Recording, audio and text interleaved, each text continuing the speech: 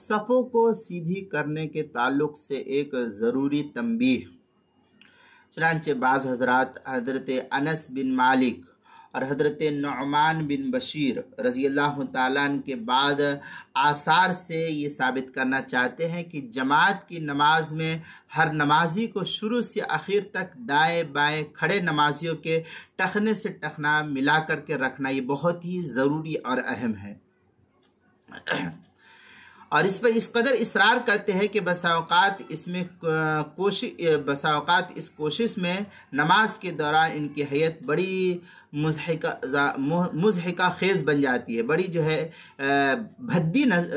شکل ہو جاتی ہے مصلی کی، اس لیے اس سے پرہیز کرنا چاہیے۔ شارحین حدیث کے نزدیک مذکورہ حدیث کا مطلب یہ نہیں ہے کہ صفوں کو سیدھا کیا جائے تو اس طریقے سے بھدی طریقے سے کھڑا ہوا جائے، بلکہ اخیر تک باقاعدہ ٹخنے سے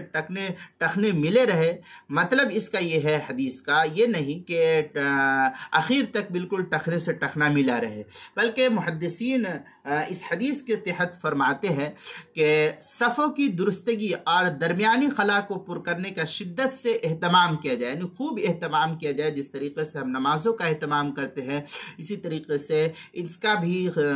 صفوں کو درستگی کرنے کا بھی اہتمام کرنا چاہیے۔ اس طرح ہر آدمی کے ٹخنے قریبی آدمی کے ٹخنے کے بالکل سیدھے ہو جائیں گے اور صفیں بھی درست ہو جائے گی۔ چنانچہ یہ تفسیر فتح الباری شرح بخاری جو دارالفکر بیروت کا چھپا ہوا نسخہ اس کی دوسری جلد صفحہ 211، اعلاء السنن جو بیروت کا چھپا ہوا نسخہ اس کی چوتھی جلد صفحہ 336، ادارۃ القرآن کراچی کا چھپا ہوا نسخہ اس کی چوتھی جلد صفحہ 319، کتاب المسائل پہلی جلد صفحہ 432 اور 433 پر بھی اس کو نقل کیا گیا ہے۔